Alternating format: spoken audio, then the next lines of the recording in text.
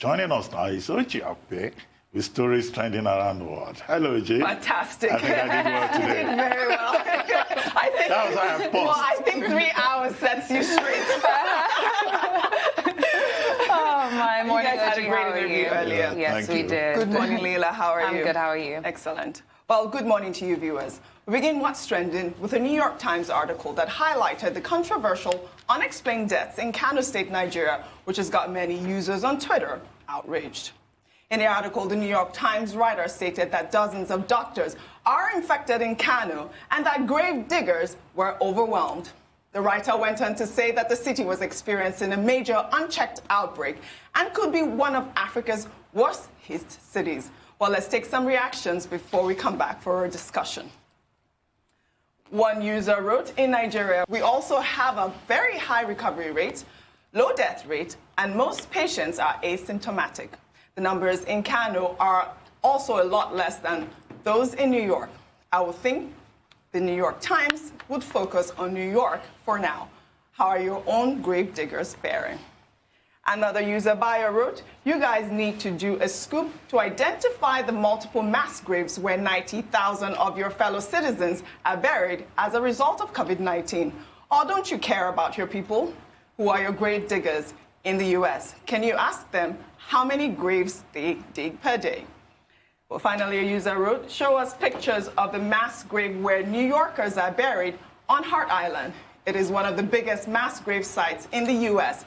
22,000 deaths in your city, and you are here talking about Kano. Clowns. Well, I don't understand. The New York Times is an international media agency. They don't just cover stories set in America. They cover international news. Yes. So I think, first of all, we have to debunk that idea that you cannot talk about Nigeria. Go and focus on your own situation. They can report on America. They can report on other countries. They can also report on Nigeria. And what they are saying in the New York Times is simply what we've even been saying here on Arise News for the past few weeks. Well, also to note that the writer is Ruth McLean, who is the West African Bureau Chief, who's based out of Senegal.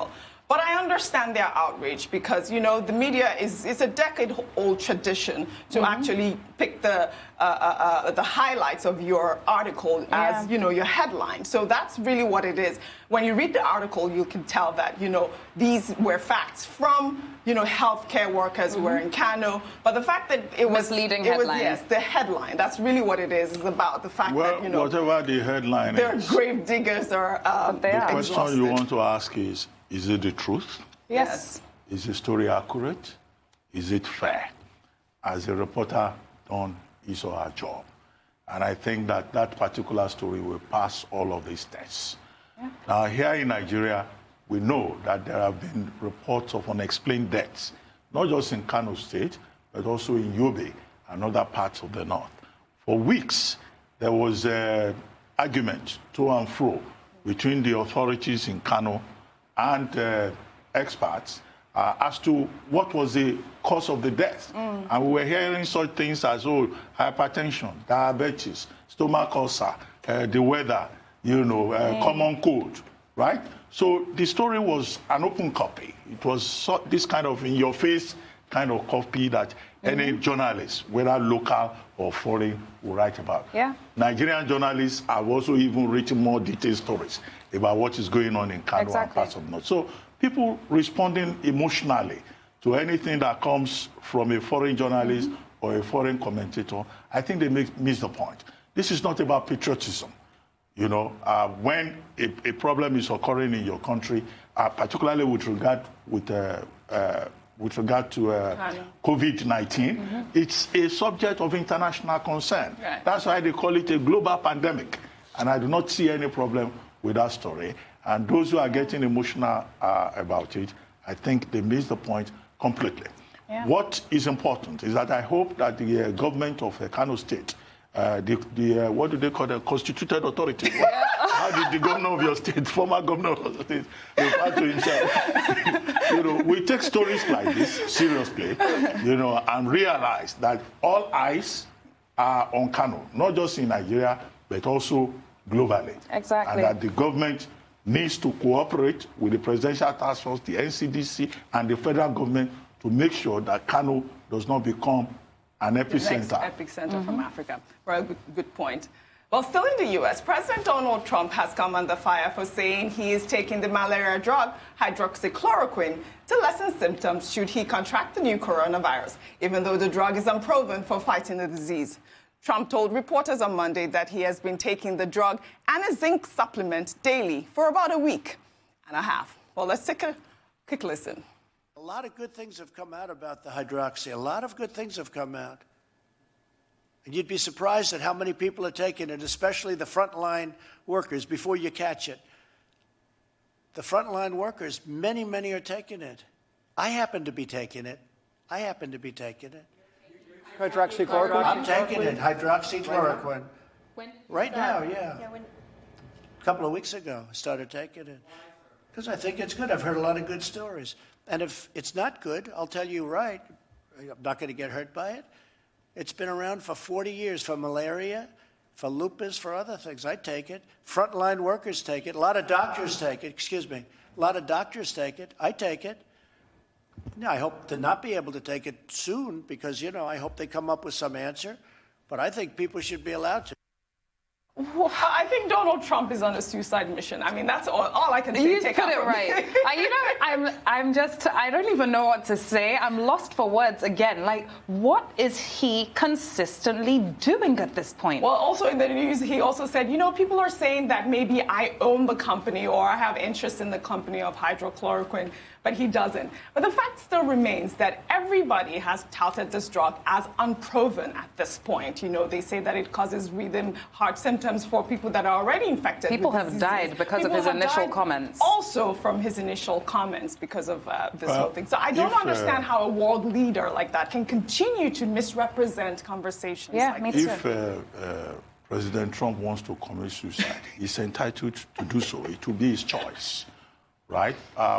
By announcing that he takes hydroxychloroquine, chloroquine phosphate, azithromycin, and even remdesivir, he says he's taking all of these for preventive reasons.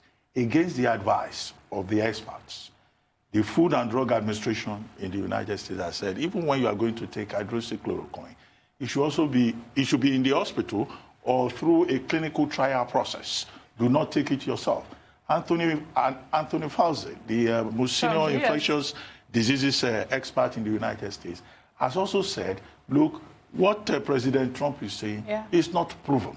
But he keeps insisting that he's taking it. Now, he has no right to turn himself into a scientist and mislead people. But it's not what he's recommending, people. What he's doing is promoting self-medication, which is the same thing we've complained about, that politicians should stay with politics. It's criminal and allow the scientists to do their work. And I hope that somebody will call him to order. If he's taking whatever drugs in the privacy of the White House, he's free. Well, but let him not hijack science. Well, at the time that he's made that statement about injecting disinfectant, they had told him to calm down on these public statements. And I don't understand why still. He just doesn't, he doesn't seem to understand. He doesn't seem to get the memo. I mean, you first of all came out telling people that hydroxychloroquine works before anything was proven. It led to the deaths of many, as reported. You then came out, like you said, to come and say that Lysol, is there any way that we can inject Lysol into the body? I don't even see how that makes common sense to a primary school student, let alone the President of the United States, and now this. So nobody has stopped him yet, and he continues to go. President Trump says he's the most knowledgeable man on earth. He knows more about climate change than anybody else. He knows more about politics. His earth is not it's a separate earth from our own. He's the most omniscient, political leader. We're going to see more from Donald Trump, I promise you. Well, let's take a story in the UK. Broadcasting Authority, Ofcom, has sanctioned the TV station owned by Nigerian pastor Chris Oyakilome over false claims he made about the cause of the new coronavirus. In a live broadcast, the pastor had claimed that COVID-19 was caused by the 5G technology and that the drug hydroxychloroquine was a potential treatment for the disease. In a bulletin on Monday, Ofcom said the claims were harmful statements which were not presented with due accuracy and, as a result, a breach of the broadcasting code. The regulator asked the TV station to broadcast a statement of their findings, adding that it is considering imposing further sanctions on the television network. Very good. Yes, finally. They should impose more sanctions. More and more and more. What it means is that whereas he can get away with it in Nigeria, he cannot get away with it in some other places where the regulator is alert and is up and doing. Yes. So I am completely looking forward to that statement that he'll come out to make and in his defense. I don't know. Well, you'll share it with us tomorrow. I can't wait. Let's wait and see. Thank you very much, Thank you so much, Thank you OG. See you I'll see you tomorrow. Yeah.